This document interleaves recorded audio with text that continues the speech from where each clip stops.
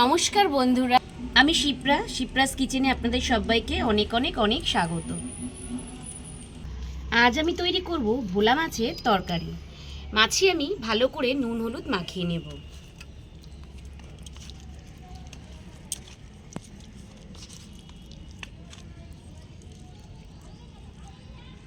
মাছটা কেটে পরিষ্কার করে ধুয়ে নুন হলুদ মাখিয়ে নিলাম।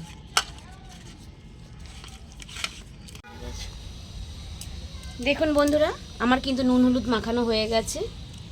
এবার আমি মাছটাকে 5 মিনিট রেখে দেব।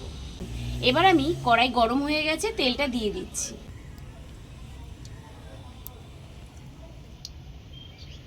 তেল গরম হয়ে গেছে, সামান্য পরিমাণে একটু নুন দিয়ে দিলাম।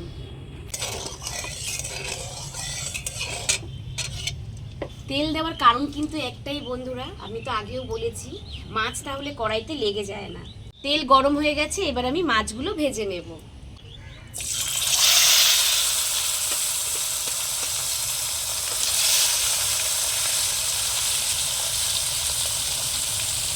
মাছটা ভাজা হতে হতে বন্ধুরা, আমি মশলাটা বেটে নেব।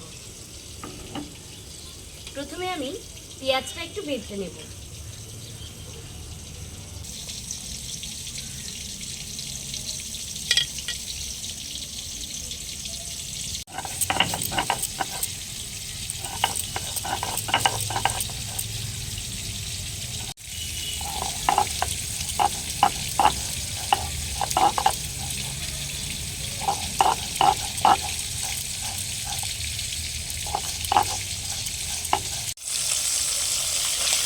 মাছের এক পিঠ ভাজা হয়ে গেছে, আমি উল্টে দিচ্ছি।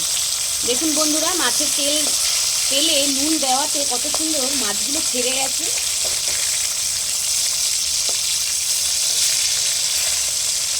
সহজেই কিন্তু উল্টানো যাচ্ছে, দেখুন।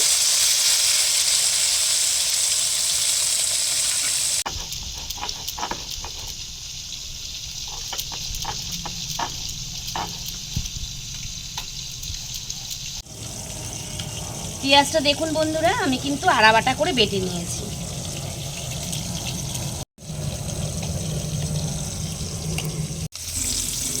মাছ আমার ভাজা হয়ে গেছে, এবার আমি তুলে নিচ্ছি।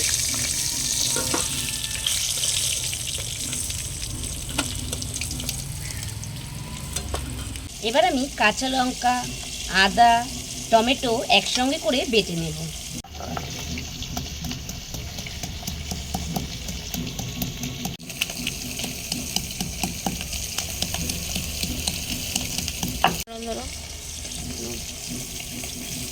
দেখুন বন্ধুরা, আমি কিন্তু টমেটোমের দানা সব ফেলে দিয়েছি।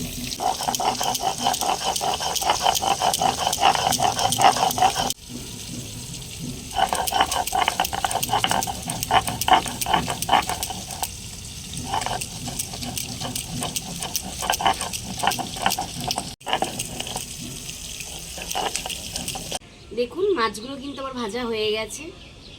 এবার ওই মাছ ভাজার তেলেই আলুগুলো দিয়ে ভেজে নেব।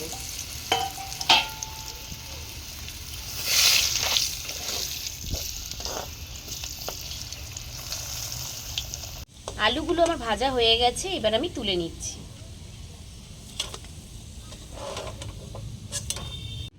ওই তেলেই গোটা জিরা সম্বাদ দিয়ে দিলাম।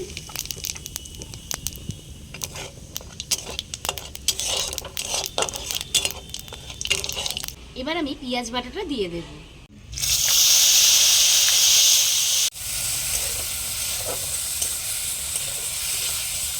পেঁয়াজটা আমার ভাজা ভাজা হয়ে গেছে, এবার আমি আদা, টমেটো, কাঁচা লঙ্কা বাটাটা দিয়ে দিলাম। ভালো করে কষিয়ে নেব। কাঁচা লঙ্কার কাঁচা গন্ধটা না যাওয়া পর্যন্ত মশলাটাকে ভালো করে কষিয়ে নেব। দেখুন বন্ধুরা, লঙ্কাটা কিন্তু লঙ্কার কাঁচা গন্ধ চলে গেছে। কি বলবো, মশলাগুলো দিয়ে দেবো। এবার দিয়ে দিচ্ছি হলুদ। এবার আমি দিয়ে দিচ্ছি হলুদ,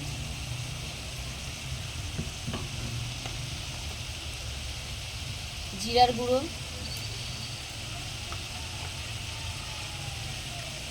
লঙ্কার গুঁড়ো। নুনের পরিমাণটা একটু বুঝেই দেব, কারণ তেলের মধ্যেও নুন দেওয়া ছিল।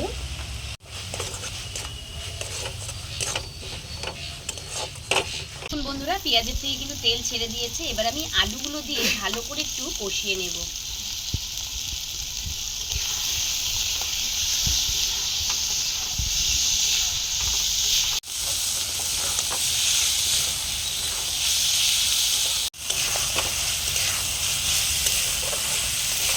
মশলার সাথে আলু দিয়ে ভালো করে কষিয়ে নিয়েছি। এবার আমি জল দিয়ে দিলাম।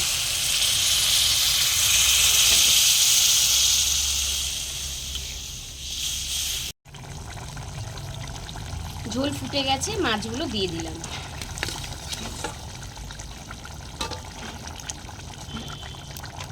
মাছটা কিন্তু ফুটে গেছে বন্ধুরা। এবার আমি উপর থেকে ধনেপাতা কুচি দিয়ে দিলাম।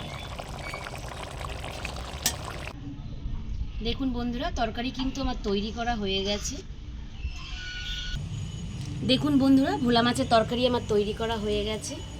ভোলা মাছের সর্ষে ঝোল না করে একদিন এভাবে রান্না করে দেখবেন, খেতে কিন্তু খুব দারুণ হয়, লোভনীয় হয়। বন্ধুরা, আপনারা আমার ভিডিও দেখেন কিন্তু কেউ কমেন্ট, লাইক, সাবস্ক্রাইব করেন না। তো আপনারা যদি কমেন্ট না করেন তাহলে বুঝবো কী করে যে আপনাদের আমার রান্না কেমন লাগছে। তো অবশ্যই বন্ধুরা, রেসিপিটি দেখার পর আপনারা কমেন্ট করবেন যে আপনাদের রেসিপিটি কেমন লাগলো। আজকের এই ভোলা মাছের রেসিপিটি যদি দেখে আপনাদের ভালো লেগে থাকে তাহলে একটা লাইক, কমেন্ট ও চ্যানেলটাকে সাবস্ক্রাইব করে আমার পাশে থাকবেন। ফেসবুক থেকে দেখলে ফলো করে দেবেন। নমস্কার, ভালো থাকবেন, সুস্থ থাকবেন।